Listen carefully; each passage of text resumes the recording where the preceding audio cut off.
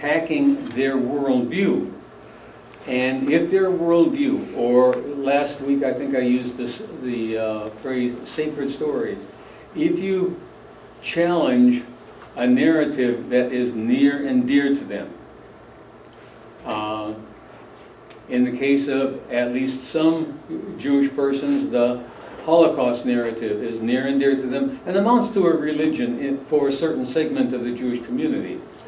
For another gentleman who attended this class for a while, his understanding of the United States government and especially the United States military was such that to challenge its dignity and honor was an offense not just to him personally, but to a very sacred story for himself. We all tend to have sacred stories, and some hold them closer to their bosom than others.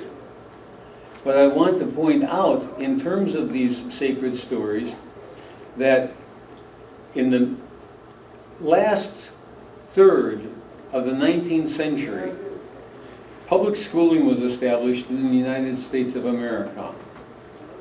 And the principal purpose of the establishment of public schooling was to establish a common American narrative.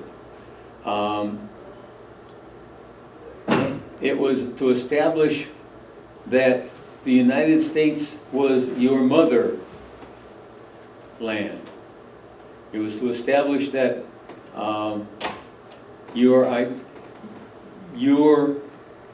sacred story was going to be created, molded, and fostered by the state. Prior to that time, and to a significant extent still, one's sacred stories are adopted from one's parents, from one's tribal community, from one's physical community, but it was a very intentional process to replace that local creation of the sacred story to becoming a bureaucratic or national generation of the sacred story. And for a person who has not, I don't want to say this in a pejorative fashion, in the sense, if a person has not moved beyond the teenage stage of adopting his or her parents' narrative and then coming up, the introduction of an alternative narrative is going to be very concerning and very upsetting. So I wanted to present the issue that came up is that, does the government lie to us? And Howard Zinn answered the question definitively, governments lie. And he was right. Zinn is the author of the People's History of the United States and did a great job on it.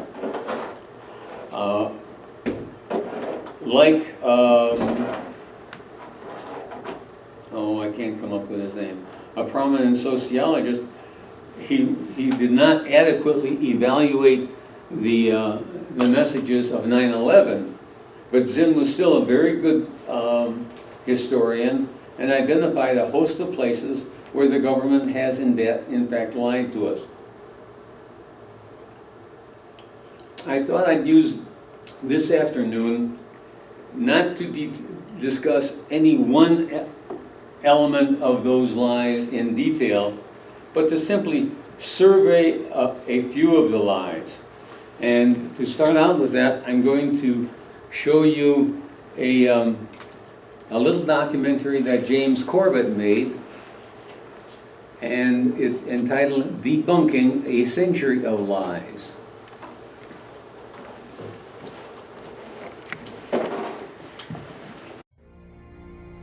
If, as the old adage has it, the first casualty of war is the truth, then it follows that the first battle of any war is won by lies. Lies have always been used to sell war to a public that would otherwise be leery about sending their sons off to fight and die on foreign soil. In times long past, this was easy enough to accomplish. A proclamation by a king or queen was enough to set the machinery of war in motion. But in the modern age of democracy and volunteer armies, a pretense for war is required to rally the nation around the flag and motivate the public to fight.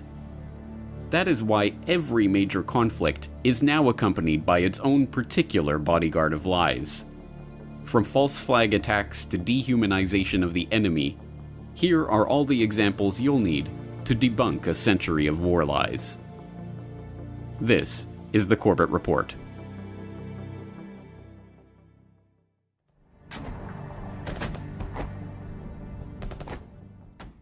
In 1915, the RMS Lusitania, a British ocean liner en route from New York to Liverpool, was sunk by a German U-boat 11 miles off the coast of Ireland.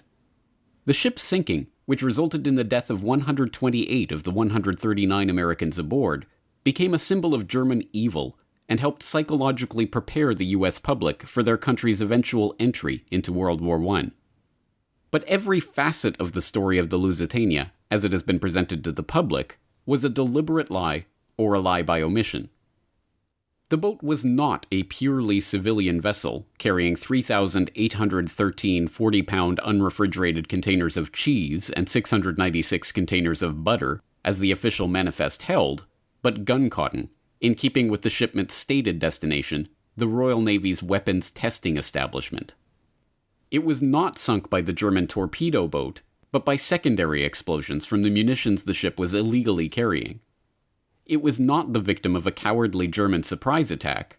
The German embassy placed a warning notice about the Lusitania in 50 American newspapers right next to Cunard's own listings.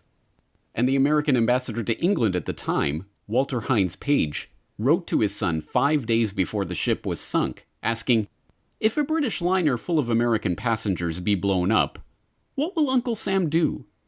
That's what's going to happen." So what did the official cover-up of the incident conclude? That the dastardly Germans had waged a perfidious sneak attack on an innocent peace boat, of course. And the rest, as they say, is history.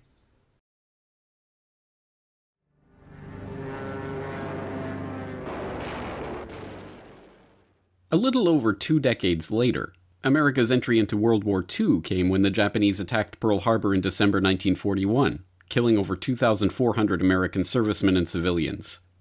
But far from an unprovoked sneak attack, as the official government-approved history would have you believe, Pearl Harbor is best understood as a conspiracy to motivate the American public for war by first provoking and then allowing a Japanese strike on American targets. This is not even a controversial idea. It was commonly understood and discussed by many in the Roosevelt administration at the time. Henry Stimson, the U.S. Secretary of War, noted in his diary that just the week before the attack, President Roosevelt had told him, "We were likely to be attacked perhaps as soon as next Monday," and then solicited Stimson's advice on how we should maneuver them, the Japanese, into the position of firing the first shot without allowing too much danger to ourselves. Around the same time, Roosevelt sent a message to all military commanders stating that the United States desires that Japan commit the first overt act. So how did FDR and his administration provoke the Japanese into attacking? In late 1940, Roosevelt ordered the United States fleet to be relocated from San Pedro to Pearl Harbor. The order incensed Admiral James Richardson, Commander-in-Chief of the U.S. fleet, who complained bitterly to FDR about the nonsensical decision. It left the fleet open to attack from every direction. It created a 2,000-mile-long supply chain that was vulnerable to disruption, and it packed the ships in together at Pearl Harbor, where they would be sitting ducks in the event of a bombing or torpedo raid. FDR, unable to counter these objections, went ahead with the plan and relieved Richardson of his command. Then, in June 1941, Secretary of the Interior Harold Ikes wrote a memo advising FDR to embargo Japanese oil in order to goad them into war. There might develop from the embargoing of oil to Japan such a situation as would make it not only possible, but easy to get into this war in an effective way. Roosevelt followed 3 weeks later with an order seizing Japanese assets in America and effectively preventing Japan from purchasing much-needed American oil, which at that time accounted for 4/5 of Japanese oil imports. The provocations had their intended effect, and the Americans listened in on Japanese war preparations via radio. They received warnings of an imminent attack from diplomatic officials and military attachés. The attack was even predicted by the Honolulu Advertiser days before it happened. But all of these warnings were ignored. Even today, nearly 80 years after the events, new documents and memos continue to be found showing more warnings that Roosevelt and his administration deliberately ignored in the run-up to the attack. FDR got his wish. The Japanese attack was successful. 2,400 Americans died, and the nation, outraged, responded by rallying around the flag and jumping enthusiastically into war. But the Japanese themselves were no innocents when it came to lying their way into war. 10 years before Pearl Harbor, in 1931, Japan was looking for a pretext to invade Manchuria. On September 18th of that year, a lieutenant in the Imperial Japanese Army detonated a small amount of TNT along a Japanese-owned railway in the Manchurian city of Mukden. The act was blamed on Chinese dissidents and used to justify the invasion and occupation of Manchuria. When the lie was later exposed, Japan was diplomatically shunned and forced to withdraw from the League of Nations.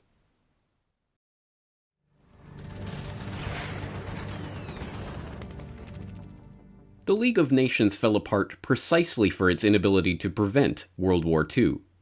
Its successor organization, the United Nations, engaged in its own war lies shortly after its creation to ensure that it would not meet the same fate. The Korean War, waged under the UN flag and sold to the public as a virtuous mission to save the South from the North's communist aggression, was on its face a war that should never have happened. The division of Korea into North and South was not the organic decision of the Korean people, but a plan that originated in an article in 1944 in Foreign Affairs, the journal of the Council on Foreign Relations, which suggested dividing the country up and putting its administration in the hands of the Allies, including the Soviets. When the newly founded UN put that plan into action in 1945, Korea was arbitrarily divided along the 38th parallel, with the US administering the South, and the Soviet Union administering the North. Neither was the war itself the organic result of decisions taken by the Korean people. In 1949, Owen Lattimore, a member of the Carnegie and Rockefeller-funded Institute for Pacific Relations and an advisor to the State Department on East Asian issues, wrote, "The thing to do is let South Korea fall, but not to let it look as if we pushed it." In a speech at the National Press Club the following year, Secretary of State Dean Acheson placed Korea outside of the US's defense perimeter of the Pacific, stating that any attack that took place outside of that perimeter would have to be dealt with under the Charter of the United Nations. Taking this as a green light, the North Koreans, heavily fortified and equipped with Soviet military aid, invaded the South. The war began on June 27, 1950, when the UN Security Council passed a resolution calling for members to provide military assistance to restore international peace and security in the area. The Soviet Union, being a veto-wielding member of the Council, could have vetoed the resolution and prevented the UN from engaging in the war, but they abstained from the vote altogether. When General MacArthur, leading the UN forces, managed to repel the North right to the Chinese border, he was prevented from completing the mission by Truman, who would not authorize any operations north of the Soviet-held 38th parallel unless there was no chance of confrontation with either Chinese or Soviet forces. MacArthur, shocked by this development, wrote in a letter years later, "Such a limitation upon the utilization of available military force to repel an enemy attack has no precedent either in our own history or, so far as I know, in the history of the world. To me, it clearly foreshadowed the tragic situation which has since developed and left me with a sense of shock I had never before experienced in a long life crammed with explosive reactions and momentous hazards." In the end, the bloody Korean conflict ended not with a peace deal, but a ceasefire. Not with the reunification of the Korean peninsula, but with the establishment of a demilitarized zone to keep them separated. Nearly 3 million civilians died during the fighting, and the country was torn to pieces, all in the name of a military action under the UN flag that should never have escalated into war in the first place.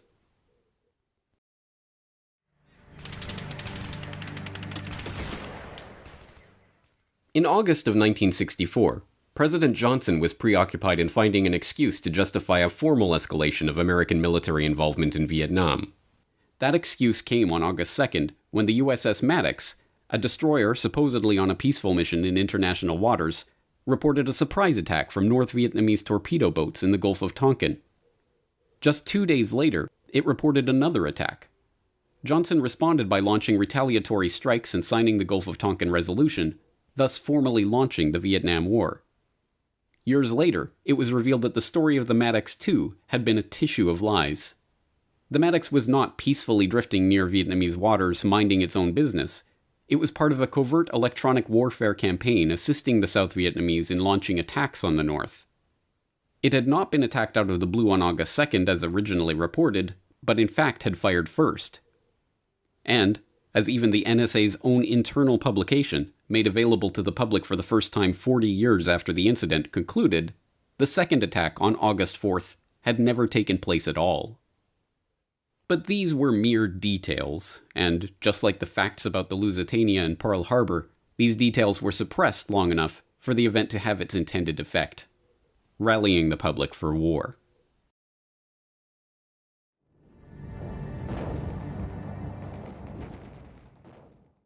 The Six-Day War in 1967 between Israel and Egypt, Syria, and Jordan is yet another example of a war which was justified for reasons that were later exposed as lies. When Israel launched an attack on Egypt's airfields on the morning of June 5th, they initially claimed that it was a defensive strike and that Egypt had struck first. But this was an easily proven lie, and the claim was quickly dropped. Next, they claimed that the attack was preemptive self-defense, and that Egypt and its Arab allies had been preparing to strike Israel. But multiple Israeli officials, including Yitzhak Rabin, later admitted that Egypt had not been preparing a war, or even interested in one. And then, in the most outrageous incident of all, Israel attempted to get America involved in the war by attacking the USS Liberty, a U.S. technical research ship collecting electronic intelligence just outside Egypt's territorial waters at the time of the war. The attack, carried out by Israeli fighter jets and torpedo boats, was relentless. The Liberty was strafed and torpedoed repeatedly, with the crew sending distress messages and even hoisting a large American flag so there could be no doubt as to their identity. The Israeli attack was finally called off an hour and a half into the assault. Israel, caught in a blatant attempt to sink an American ship, offered an apology for mistaking the identity of the vessel. But it was no mistake. In 2007, the NSA declassified intercepts confirming that the Israelis knew they were attacking an American ship, not an Egyptian ship, as their cover story is maintained. Even mainstream historians now characterize Israel's attack on the Liberty as a daring ploy by Israel to fake an Egyptian attack on the American spy ship and thereby provide America with a reason to officially enter the war against Egypt. But the incident was soon memory hold, and to this day, the Six-Day War is portrayed as an act of preemptive self-defense by the valiant Israelis against the dastardly Arab aggressors.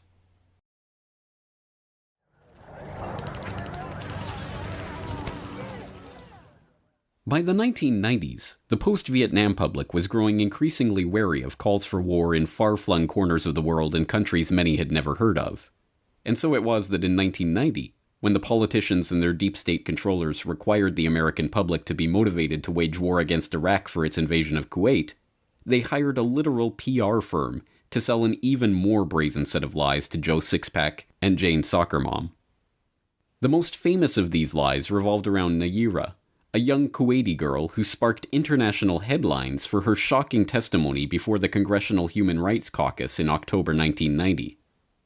In a tear-stained speech, she told a harrowing story of the horrors she witnessed being committed by Iraqi soldiers at a Kuwaiti hospital where she was volunteering. The second week after an invasion, I volunteered at the Al-Adan hospital with 12 other women who wanted to help as well. I was the youngest volunteer. The other women were from 20 to 30 years old. While I was there, I saw the Iraqi soldiers come into the hospital with guns. They took the babies out of the incubators, and left the children to die on the cold floor. It's difficult today to understand just how important this testimony was in setting the tone of the debate about whether America should commit military forces to defend Kuwait. It was reported breathlessly on the evening news, and it was repeated by President Bush on not one or two occasions, but 6 separate times in the lead-up to war. Babies pulled from incubators and scattered like firewood across the floor. And they had kids in incubators, and they were thrown out of the incubators so that Kuwait could be systematically dismantled. Then, when the Gulf War resolution was making its way through the House, the incubator story was raised in Congress.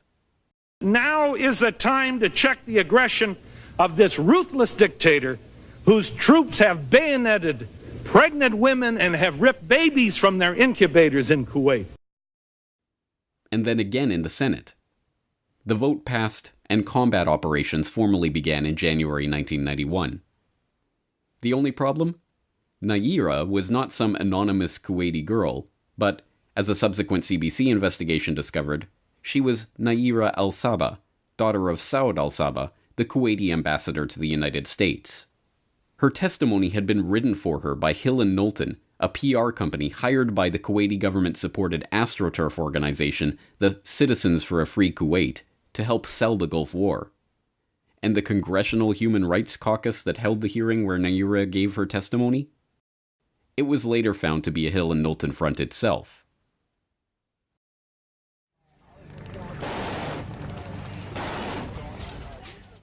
As everyone knows by now, the second Gulf War in 2003 was also built on lies. We all remember the lies about Saddam's WMDs and the way that story was sold to the public by Colin Powell at the UN. But this time, the media took the driver's seat in the campaign to sell the war to the public. The New York Times led the way with Judith Miller's now infamous reporting on the Iraqi WMD story, now known to have been based on false information from untrustworthy sources.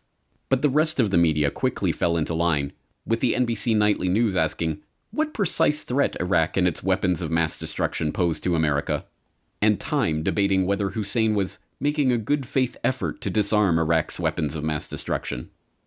Reports about chemical weapon stashes were reported on before they were confirmed, although headlines boldly asserted their existence as indisputable fact.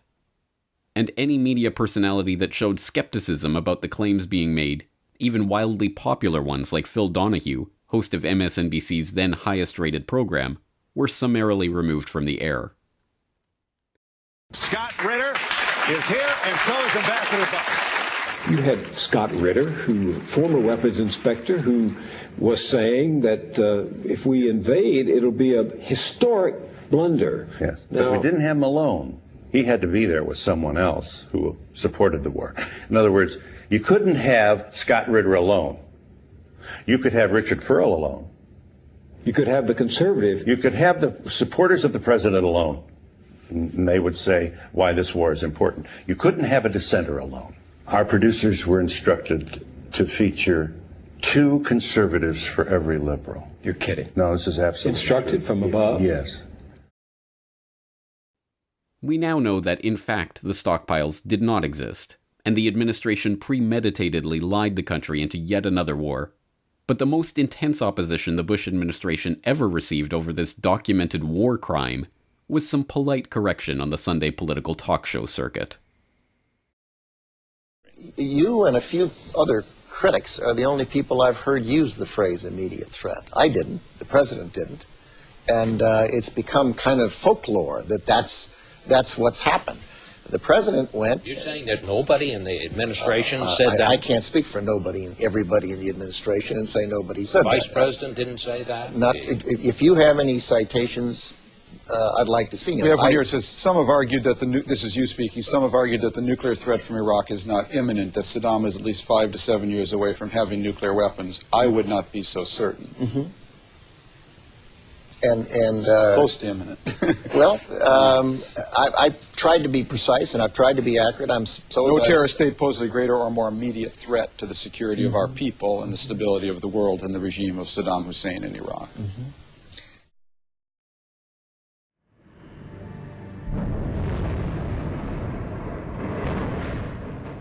The WMD story blew up in the neocons' face shortly after the war, but by that time they had already succeeded in their plan to reshape the Middle East. But for the would-be controllers of public opinion, a valuable lesson was learned. Human rights and protecting the innocent is a more effective lie to sell to the public to motivate them for war. So when it came time to sell the war on Libya to the public, the UN-backed, NATO-led aggressors once again donned the cloak of human rights by turning to none other than the UN's Human Rights Council. The process that launched the intervention was begun by a coalition of 70 non-governmental organizations, which issued a joint letter urging the UN to suspend Libya from the Human Rights Council, and for the Security Council to invoke the so-called responsibility to protect principle in protecting the Libyan people from alleged atrocities being committed by the Libyan government. In a special session on the issue on February 25, 2011, the UN Human Rights Council adopted a resolution affirming the NGO's recommendations. The resolution was adopted without a vote. The Security Council immediately passed resolutions 1970 and 1973, authorizing the establishment of a no-fly zone on Libyan military aviation for the protection of civilians and the delivery of humanitarian assistance. 3 days later, using the resolution as its justification, the US, UK, and France began bombing the population of Libya. Meanwhile, the International Criminal Court's chief prosecutor, Luis Moreno Ocampo, began working on the legal basis for the invasion. He drafted the request for the court's judges to issue an arrest warrant for Gaddafi for crimes against humanity. Although NATO forces were already engaged in an invasion of the country on the basis of undocumented allegations by a group of NGOs, Moreno Ocampo's request was not issued until May 16th. On June 28th, the day after the judges agreed to issue the warrant, Moreno Ocampo participated in a press conference in which one reporter asked about the evidence that Gaddafi had ever engaged in the atrocities he was accused of. I advise you to read the application of the prosecutor's office, many pages, I think it was 77 pages. We describe in detail the facts, most of it is public, and the judges also decided analyzing the evidence. So, of course, we are prosecutors and judges, so we rely on facts. So we prove the crimes. That's what we did. Although the document that Moreno Ocampo urges the public to read to understand the evidence of Gaddafi's crimes is indeed public, and is 77 pages long, the version made available to the public has been heavily redacted. In fact, of the 77 pages, 54 of them have been redacted, comprising the entire section of the document dealing with the evidence for the charges themselves. The most sickening part of this war lie is just how obvious it was. No one involved in this charade cared about the well-being of the Libyan people. Not the press, not the politicians, not the ICC prosecutors. And as a result, today, 7 years after the destruction of Libya at the hands of the United Nations-sanctioned NATO saviors, open-air slave markets are running in the country that the human rights crusaders once pretended to care about.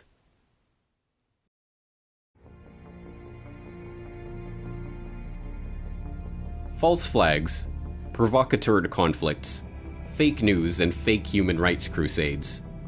Throughout the last century, a host of methods have been employed to keep the public playing the military-industrial complex's game. And over that century, the blood of untold millions has flowed as a direct result of these war lies. Truth is the first casualty of war, as they say. But if we desire peace, then we must confront the liars with our knowledge of these war lies. And armed with this truth, the public finally stands a chance of stopping the next war before the warmongers can conjure it into existence.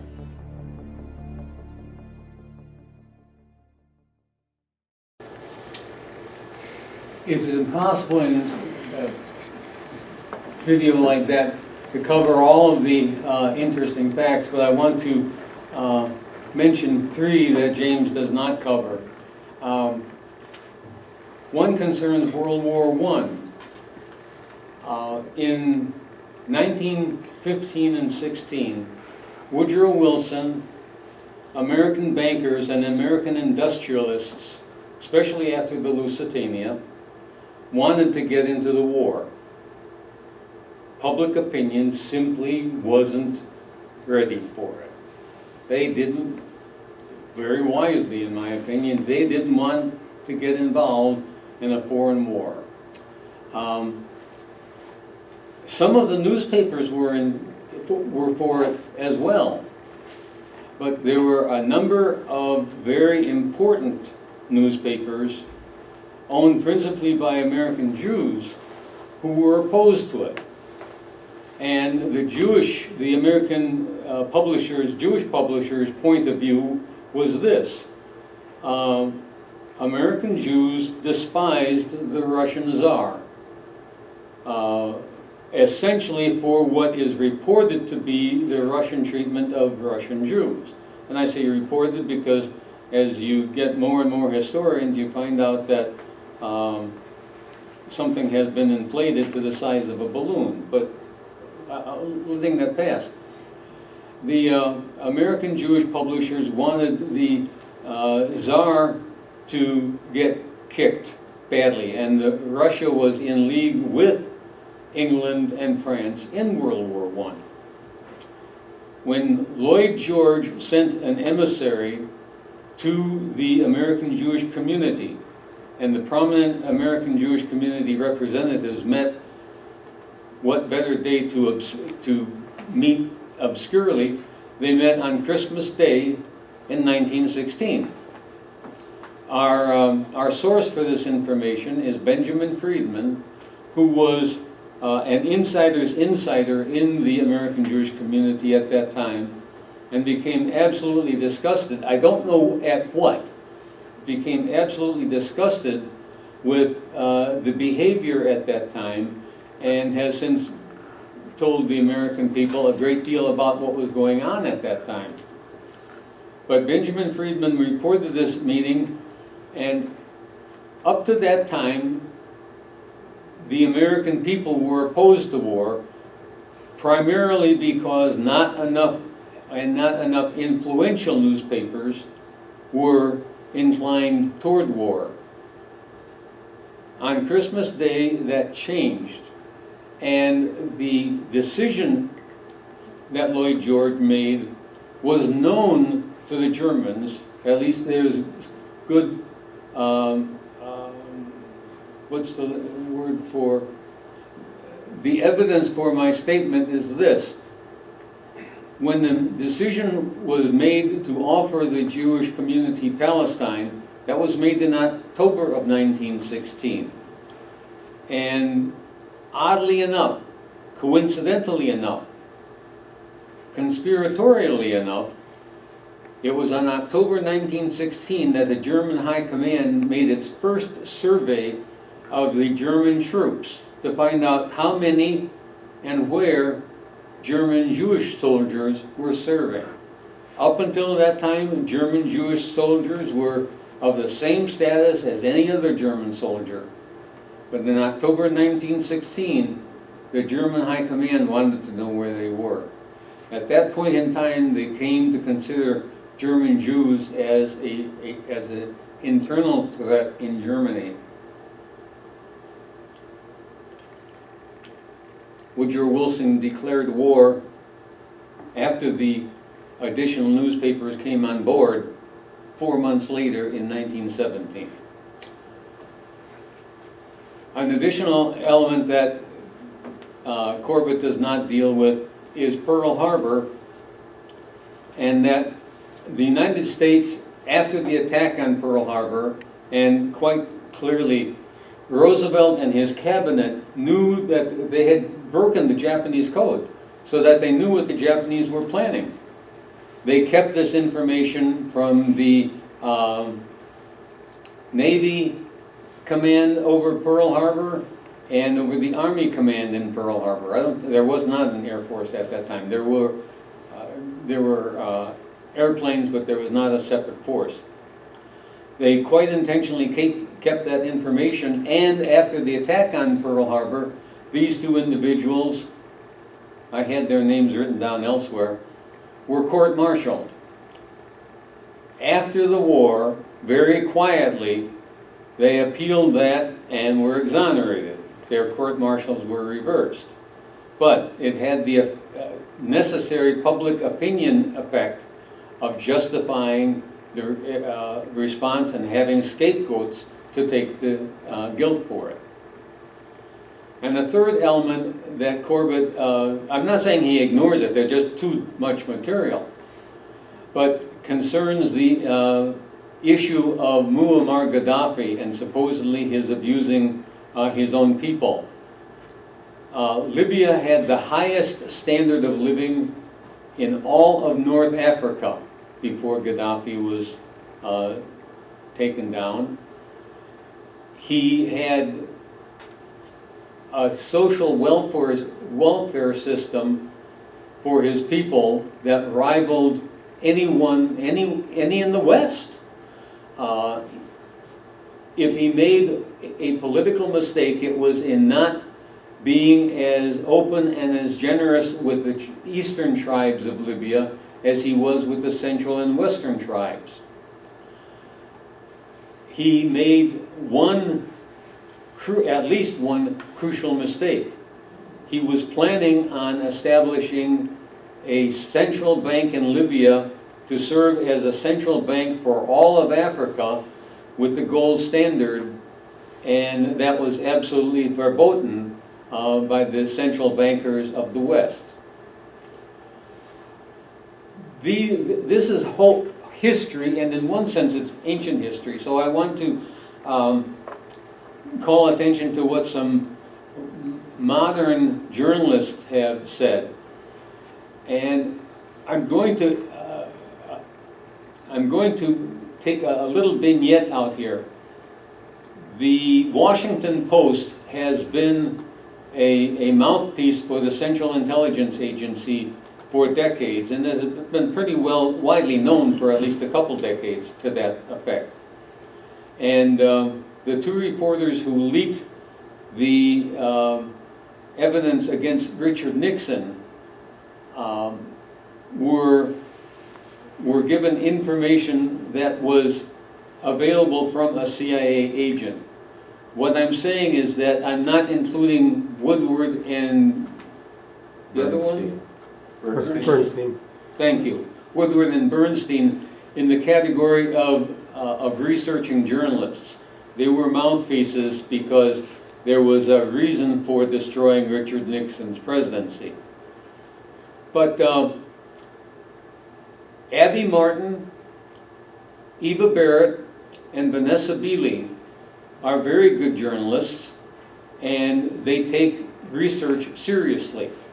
So I'm going to show you, before I talk about these three journalists, I want to call your attention to a history book written by an elderly professor of history now, James Lowen, and it's Loewen, because I was going to have a little video vignette here, but one of my disasters this week was that the computer that is capable of downloading videos from the internet is giving me trouble. So I'll mention him individually.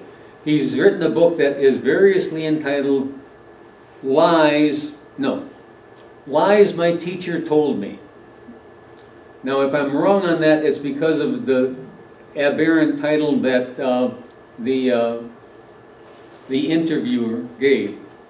But James Lowen is the author, and it is about the lies that are contained in American history books and in the teaching of American history. As a side note, this is important because a people or a culture do not know who they are unless they know their own history. And if they are fed an incorrect history, they have an incorrect idea as to who they are and who they are perceived to be by the rest of the human community. And in his book, James mentions several elements. And this is just in the matter of the interview, so I'm certain it is loaded with additional facts. But it is not at all widely known that the United States and Great Britain were involved in the Russian Revolution on the side of the whites against the reds, against the communists. And Lowen mentions that these troops were withdrawn in April of 1920 or 21, I think 21, on April Fool's Day, as a matter of fact. And that's the only reference he found to the American and British presence on Russian soil during the Russian Revolution, when in fact it's a major aspect of the battle between the whites and the reds. Another is, and this is across the board, so if you take a textbook of American history, and he perused at least a dozen of them, they are faulty on just the points that I'm bringing up now. Another is the case of Reconstruction. When he was at one point in time teaching at Tupelo College in Mississippi, an all-black college, and the black students' understanding of Reconstruction was shaped by the history books that they had read in high school. And the history books that they had read in high school described Reconstruction as a disaster because the blacks were in control of the state legislatures in Reconstruction, and they didn't know enough about democracy to do a good job of it. Lowen laments that description of the situation because, in his opinion, it was anything but. First, the state legislatures were in control by a consortium of blacks and whites, and the whites almost universally were in control of the legislatures. Moreover, there were several state legislatures that did a very good job in managing the state and establishing statewide public education for all students. So that was a couple of examples. I'm trying to think of the third. My projectors decided to ignore me. Go on. Let's come back on. Okay. I think my projector is telling me that it's time to get to Abbey Martin, so let's do that.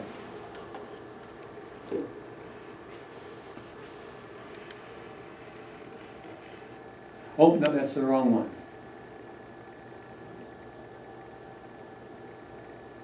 This is the right one. That other one I want to watch sometime soon. Abbey did some very good work in Venezuela, and we have been told a story about Maduro and Guaido, and Guaido supposedly is the legitimate president, and Maduro was not in fact elected. This is what Abbey has to tell us.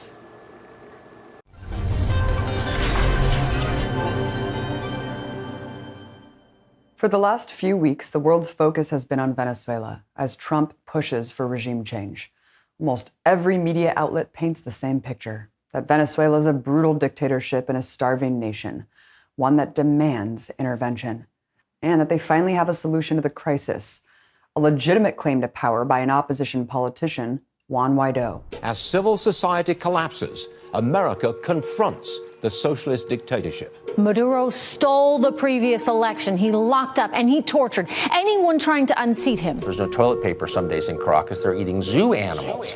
What happened? Well, you know what happened. They implemented socialism. The eyes of the revolution are everywhere. President Maduro's militia still trying to keep the people in line. Guaido is investing in the people, whereas Nicolas Maduro is investing in the army. So this is a neighborhood Juan Guaido feels safe in. This is one of the wealthier neighborhoods of Caracas. Despite the faux dissent against Trump's domestic policies, the corporate media has lined up to support his coup in Venezuela. Tech giants like Facebook and Twitter are doing their part to shape the narrative too, recently removing 2,000 accounts for spreading pro-Maduro messaging to, quote, influence people. Would you personally negotiate with Nicolas Maduro to convince him to exit? Well, he has requested a meeting, and I've turned it down because we're very far along in the process. Trump has said a military option is on the table, with coup leader Juan Guaido suggesting he will request it. People don't recognize that Hezbollah has active cells. the Iranians are impacting the people of Venezuela. We have an obligation to take down that risk for America. All options are on the table. All options are on the table. All options are on the table. The United States now looks forward to watching each corner of the triangle fall, in Havana, in Caracas, in Managua. The days of socialism and communism are numbered. Libertad, libertad, libertad. Their latest cynical stunt is weaponizing aid to hold Maduro's government hostage. In the latest war escalation, the U.S. announced the delivery of so-called aid via military aircraft to the border. It's an abomination to humanity to stop basic necessities and goods from entering your country to help your own people. Is there any concern that something like this would provoke him from doing something even more drastic? What happens if he doesn't let that aid through? Well, look, the aid is going to get through, and I think ultimately the question is whether it gets through in a way that he's cooperative with or in a way that he's not. From Iraq to Libya to Venezuela, what usually preempts U.S. military intervention is the pretext of a humanitarian crisis. And right now, pretty much everyone speaks with authority about the fact that there is a human rights crisis caused by the Maduro government. What is surprisingly absent from the discourse is testimony from the human rights investigator designated by the UN to assess said crisis. Alfred de Zayas was the first UN investigator to go to Venezuela in 21 years. He has written 13 reports for the UN Human Rights Council, but his report on Venezuela was largely ignored. I spoke with Alfred to find out why. If you know a humanitarian crisis in Gaza and in Yemen, and in Syria, and in Sudan, and in Somalia, you wouldn't say there is a humanitarian crisis in Venezuela. And at no point when I was walking the streets in Venezuela did I feel threatened, or did I see violence, or did I consider that this country was undergoing a humanitarian crisis. But I see human rights more and more being instrumentalized to destroy human rights. There is a weaponization of human rights. I see the rule of law being instrumentalized to destroy the rule of law, and unfortunately, the complicity of the mainstream media. What I'm saying to you, I think it would have been sensible to say it to the BBC. It would have been sensible to say it to the New York Times and to the Washington Post and to The Economist and to the Financial Times.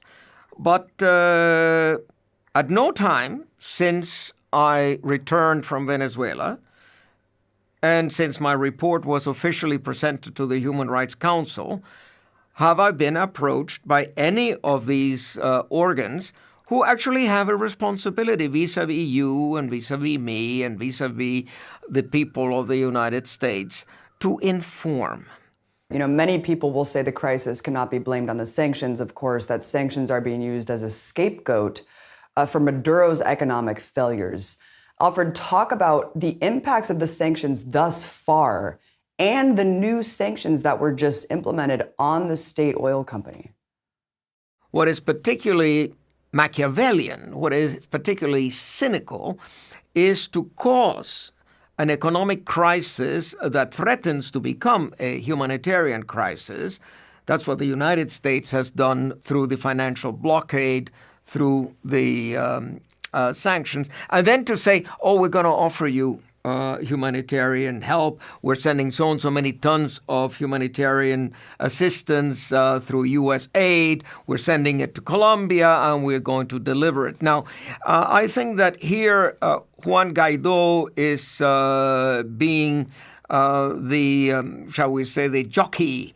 He is riding on the Trojan horse of the United States. But the solution of the problem is much easier than the Band-Aid of sending some packages of food or of medicine. The solution is in my report. What I told the Human Rights Council is that the financial blockade has had extremely adverse human rights impacts. Obviously, the origin of the current economic crisis is in the fall, the dramatic fall in the price of oil. But normally you would be able to fix that.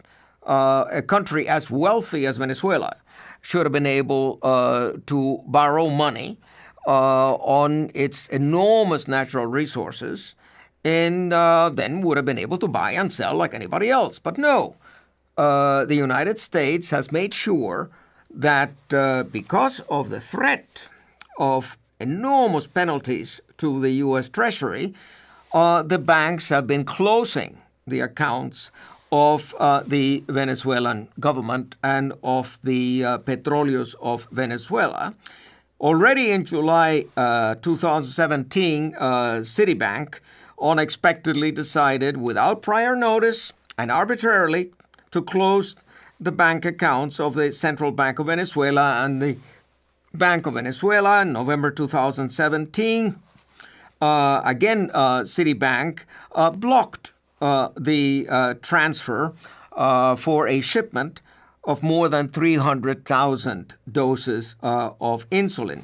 In November 2017, the company Euroclear retained $1.65 billion that the Venezuelan government had paid for the purchase of food and medicine. Citgo, the Venezuelan state oil company based in the U.S., has not been able to transfer its profits outside the United States of America. It needs that money to buy food and medicine. And it is in the neighborhood, I think, by now of $9 or $10 billion that have been withheld. There again, Wells Fargo Bank withheld and canceled payment of $7,500,000 made by Brazil to Venezuela for the sale of electricity. In May 2018, the Venezuelan Minister of People's Power informed that a financial transaction amounting to $7 million for the purchase of dialysis supplies for patients, including children and adolescents, requiring such treatment had been blocked. So you see here the immorality of it, but not only the immorality of it, there is personal criminal liability for the impact of these sanctions. I mean, I am certain that the increase in child mortality, the increase in maternal mortality, the increased deaths for lack of insulin or lack of antiretroviral drugs is a direct result of this blockage, so that Venezuela has not been able to purchase what its people deserve. It's not like the government doesn't want to distribute. It's that the government is being, through an external economic war, is being asphyxiated. And that was the name of the game. What the United States intended to do was to create a situation whereby the people or the military would topple the government, and then the 1% could again come in and could again control the wealth of Venezuela. Venezuela had succeeded in bringing millions and millions of Venezuelans out of extreme poverty. Nobody cared in the 1980s and 90s that there were millions of Venezuelans dying of hunger and malnutrition. No one cared. It was a government that was palatable to Washington, and a government that was a right-wing government. The moment that a left-wing government came in power, priority number one in Washington was to topple it. And now you have the Bank of England seizing the gold, right, from Maduro, over $1 billion worth, and threatening to give it to Juan Guaido. That's yet another violation of international law. But try to bring the United States before the International Criminal Court or before the International Court of Justice. What I think is important now would be for the General Assembly to adopt a resolution condemning the sanctions and asking that the sanctions be lifted because sanctions kill. I would also like to see the prosecutor of the International Criminal Court investigate to what extent the deaths already occurred in connection with the sanctions amount to a violation of Article 7 of the Statute of Rome. Article 7 defines crimes against humanity. Now, when you deliberately impose sanctions and financial blockades and an economic war that asphyxiates a country's economy and thereby make it very difficult for that country to provide the necessary food and medicines to its population, and as a consequence, thousands of people die, you have a case of crime against humanity. But the narrative in the mainstream press completely ignores it. When they refer to a humanitarian crisis, they put the entire fault on the government, and they say, well, socialism is a proven failure. Socialism will never work. Therefore, you have to have regime change. Juan Guaido swore himself in and was backed by the rest of the free world. And he has been recognized as such by the rational half of the world. Now a long list of countries joining the U.S. supporting Guaido. The sea of yellow you see there now recognizes the opposition leader, Juan Guaido. This coup is painted as legitimate by the media and political establishment because of the international support from major U.S. allies in Europe and Latin America. But let's take a quick look around the world to see what that support really looks like.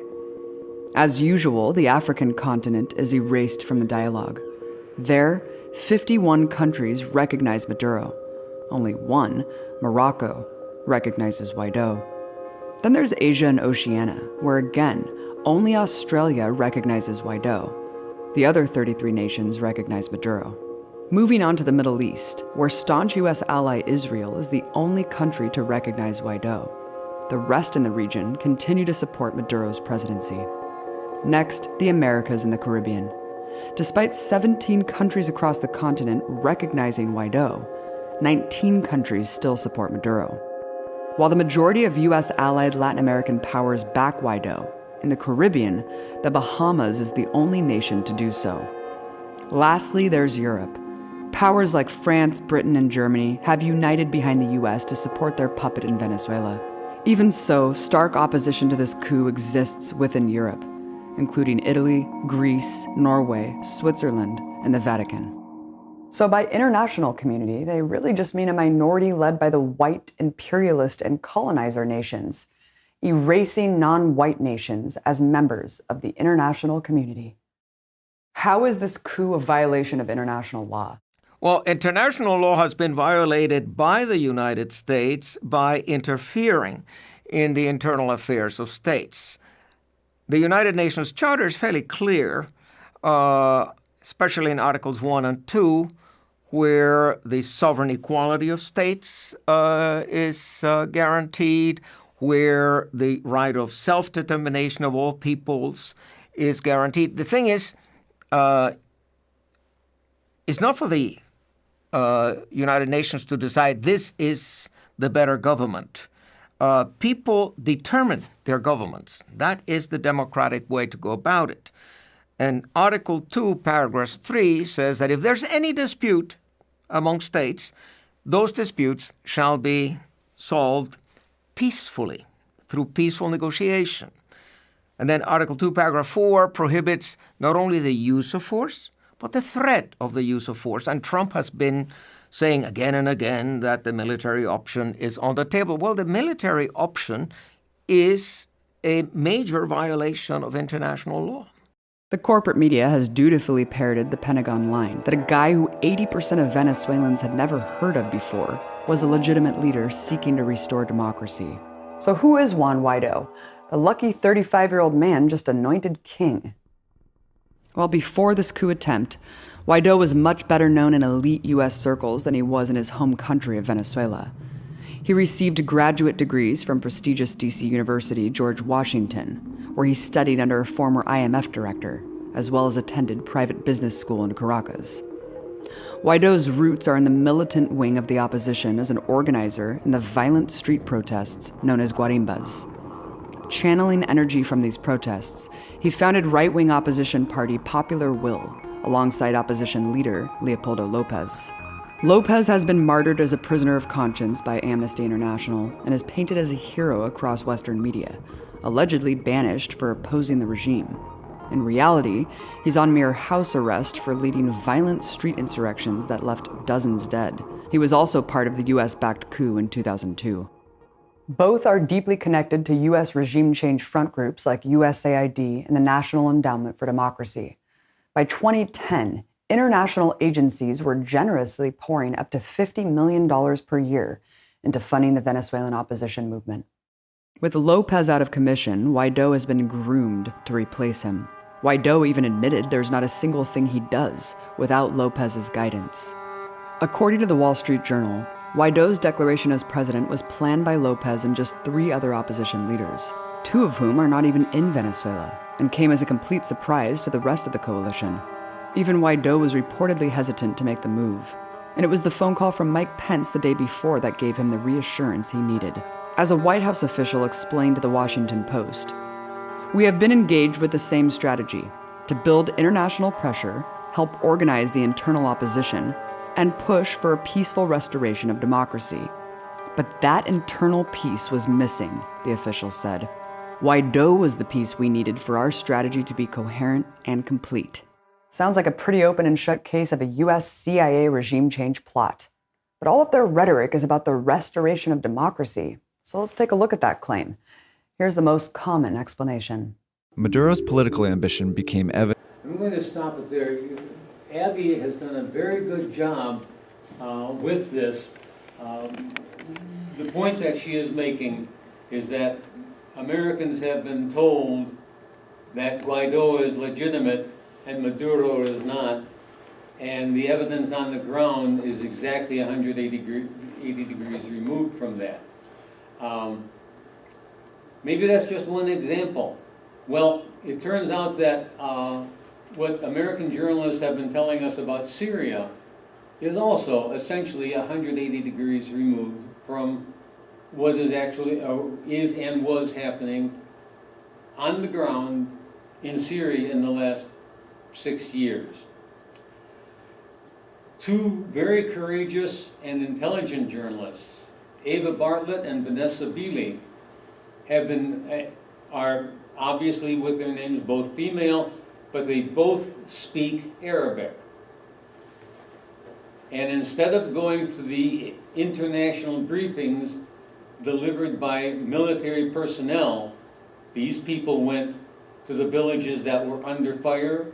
They went to villages that had been liberated, and in some cases they went to villages that were occupied, and they spoke with people. Let me show you some of the things that Ava Bartlett found out.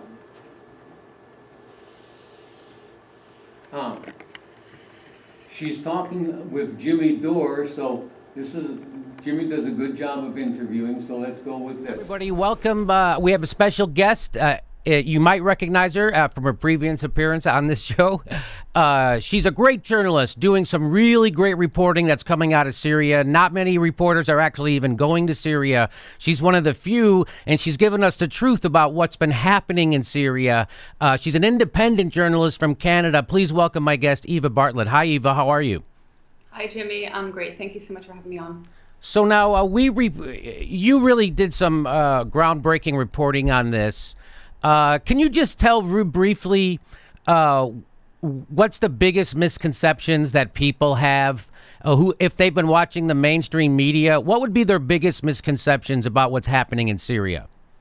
That there's something called a civil war or some entity called rebels in Syria that are fighting against this caricaturized evil regime that is gunning down his people and gassing his people. And I mean, some of the latest lies do revolve around chemical weapons allegations. So the main mythology is that this is all about a popular uprising against the president.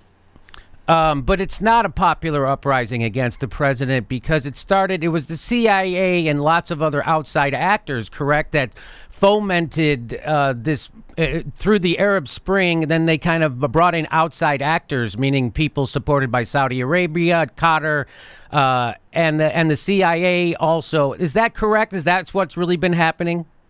Absolutely. And I mean, you have documents from the mid-2000s, you have documents even from the 80s when prior attempts at regime change were enacted. But even taking like this current attempt at regime change, I would highly recommend a Canadian author named Stephen Gowans, who wrote a very thorough article called The Revolutionary Distemper in Syria That Wasn't. And the reason I recommend him is that he links to, well, he gives a lot of historical context. He links to these documents and also to actual, surprisingly, corporate media reporters who were on the ground in early 2011 and who were reporting prior to March 2011, which is what we're told were the revolution, the so-called unarmed protest kicked off. He was citing corporate media, New York Times, Time magazine, saying, actually, there's not much will for protest here. Oh, no kidding. I will check that out. Thanks for the heads up on that. I know that I've played on this show a video of an interview between Christian Amanpour from CNN with Assad from 2005, where she was warning him that everybody wanted to overthrow him already and that regime change was the word of the day from the West. So what do you, I wasn't really following the news back then, 12 years ago, that closely, is certainly not as it related to Syria. But do you know what the justification back in like 2005 was that the United States and the West was giving for regime change in Syria back then? Likewise, like yourself, I wasn't following the news, and I fully admit, back then I was utterly apolitical. But I mean, the documents that trace back, to after September 11th, and even prior to, again, referring to Gowan's article, he gets into how the Washington or the West did not like the socialist Ba'athist government in Syria. And so they had desire to implement a new government which would, acquiesce to their demands on, allowing different international companies in there, extracting oil and natural resources, ending Syria's long-standing support for Palestinians, and support for Hezbollah and other allies, and having Syria make peace with Israel, which is occupying the Syrian Golan and which has warred upon, including recently, many times, Syria. Related to the 2000s, we have the famous kind of speech by General Wesley Clark saying Syria was on the hit list along with 6 or 7 other nations. And there's other documentation, again referring to Gowan's article, that after September 11th, Syria was put on the hit list, the so-called axis of evil, or whatever, cartoon words they were using back then. I cannot quote all of the nations, but you'll remember the interview that was given by a retired general who had visited the Pentagon a few days after the events of 9/11, and he was told that we'll be going to war with 7 nations, the last of which was going to be Iran, the first of which was going to be Iraq, and Libya and Syria were on the same list. So the neoconservative intention to change the administration of each of these countries goes back at least to 2001, and based on 2 documents goes back to the mid-1990s. Or whatever, cartoonish. Yes. I think Max Blumenthal makes a pretty compelling argument for, both Libya and Syria, the regime change motivation is covered up, like she's saying. Oh, yes. But in trying to get regime change brought about, our government, and especially our CIA, has been using terrorists. Al-Qaeda, al-Nusra, and even has given support to ISIS. because they'd rather have them win than have Assad win. Basically, the United States and the neoconservative movement have been using volunteer armies and paying them, and they are getting their volunteers from Wahhabi extremists, Right. not only from Saudi Arabia, but primarily from Saudi Arabia, also from extremists who, Muslim extremists from Afghanistan. If you point to a person who's an agnostic or atheist or even a Christian, they are an enemy because they don't believe in your God. Let's go way back to when we were fighting the Soviet Union in Afghanistan. Oh, absolutely, yes. And pouring, and Saudi Arabia was part of this, pouring Absolutely. billions of dollars to support the Mujahideen, which That's right. basically was a right-wing extremist. Because it was And Brzezinski's then they came intention. from 40 different countries, and then once we defeated the Soviet Union, they were going all over the world. And Including- our CIA was using them. Yeah. We are hearing nowadays about concentration camps in Western China. These concentration camps are, in point of fact, re-education centers and I want to say normalization camps for Uyghurs who have been indoctrinated, and they're trying to unindoctrinate these extremist Muslims because they don't want they don't want this kind of turmoil in their own land, quite reasonably.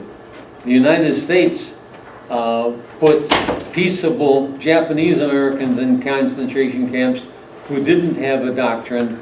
At least the Chinese have some real reason for treating the Uyghurs as suspect. They are not being tortured. They are undergoing re-education and basically reculturalization. I mean, I think China's still off the rails there too, but Well, I do. but I don't know. I haven't been there I to understand. see it.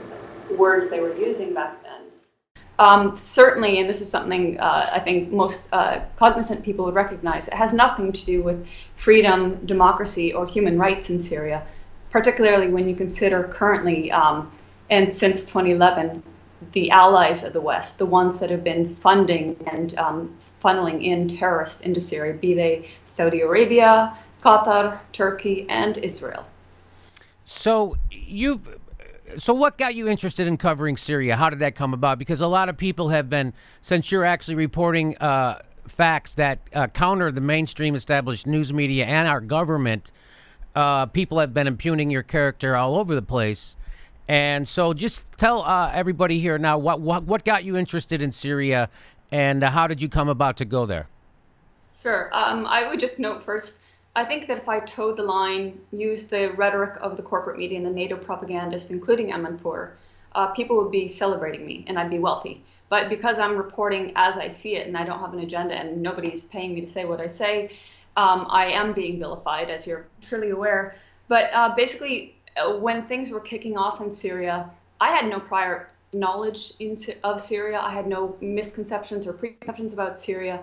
And I was living in Gaza, in occupied Palestine at the time, doing activism there, trying to bring awareness to the, truly horrifying plight of Palestinians under brutal siege and random bombings and massacres. But so, that said, when things started in 2011, I was also enduring the same power outages as Palestinians in Gaza. I wasn't well informed, but at some point in 2011 and 2012, I started paying very close attention, reading a variety of sources, consulting friends and analysts who I respected, and felt like something was really wrong with what we were being told was happening in Syria. In March 2013, I left Gaza finally and went back to Canada. I started asking Syrian Canadians, and their replies to my questions on what was happening in Syria were very interesting, because many of them said, when things started in 2011, we were hopeful. We wanted change. We wanted political change in Syria. Some of us went back to Syria and supported the demonstrations. But very quickly on, they and people in Syria that I later encountered and interviewed said, what we saw was not political change. These were brutal protests. These were thuggish protests, not demanding actual political reforms. So, knowing what I was hearing from people I trusted in Canada, and then going in 2014, April 2014, for my first time to Syria, hearing a narrative that was in stark contrast to what we were being told by corporate media, really, I'm sure like yourself, motivated me to do as much as possible to shed some truth on really a vacuum of, lies and manufactured media around Syria. So if those protests didn't want political change, those thuggish protests that we now find out many of them were outside agitators, the Al-Qaeda, ISIS, people being funded by the CIA, Qatar, and Saudi Arabia. So now, what were the point of those thuggish protests if they weren't for political change? Well, I mean, some of the initial protests did call for certain things like the end to the emergency law in Syria, the release of political prisoners. And this is an important note because these so-called political prisoners included people who were active in the 80s, including Muslim Brotherhood people. And many of these so-called political prisoners went on to join the so-called rebels and have become violent leaders or part of these different Al-Qaeda affiliated or Al-Qaeda, working with Al-Qaeda groups. Some of the other demands included the lifting of certain laws that pertain to Syria's, and this is, sorry, Jimmy, but this is why I do refer back to the Stephen Gowan's article, because he gives the context of decades prior, what was happening, the various attempts of CIA coup d'etats, Syria being at war with Israel, and the fact that, yes, it was an authoritarian government, but there are reasons for it. I'm going to stop there. You get the idea, and I want to show you Eva Bartlett because I didn't want you to walk out on me. But that's Eva Bartlett. I want to show you a bit from Vanessa Beeley. I'm sorry, I thought I had Vanessa Beeley down here as well. But the point is that actually there are three very responsible reporters who are telling us what was and is going on in Syria, and it is diametrically opposed to the story that you are getting from the American media. Why is it opposed to what you are getting in the American media? Because the American media are stenographers for the United States government. That is the worst situation it has been. It started, I call your attention to Udo Ulfkotte, U-L-F-K-O-T-T-E. I've mentioned this to the gentleman who is teaching the German class, since he is fluent in German. Udo Ulfkotte was a German journalist who was bought. And his indication is that every major journalist in Western Europe, and presumably also every major journalist in the United States, is on the payroll, directly or indirectly. It's also worth pointing out that Jeffrey Epstein was not above gathering information and small children for people whom he wanted or whom his employers wanted to have incriminated. So it would not surprise me at all if some of the journalists were cooperating with the American narrative because of compulsion. In any case, the story that Americans are getting about world history, contemporary world history, and America's involvement in it is impossibly false, and it makes it impossible for an American to understand why the rest of the world looks at us the way they do. The title of last week's or a couple weeks ago program was, can the major media be trusted, or words to that effect? They can be trusted to tell you the story that they're told to tell you. You know, I've recently read about a guy named William Arkin, who was Arkin was a longtime reporter with NBC and MSNBC, and he resigned in absolute disgust he said, it has become, this is what I remember, it has become a propaganda arm for the Pentagon, FBI, and CIA, NSA. And it was good to know there was somebody that couldn't stand to keep on doing that. Well, it started long before 1967. It was, certain major publishers were already in league with the CIA and the NSA long before the Kennedy assassination. Oh, yeah. But it became at least somewhat public knowledge when the CIA document that was sent out to its assets in 1967 instructing their assets how to deal with skeptics about the Warren Commission.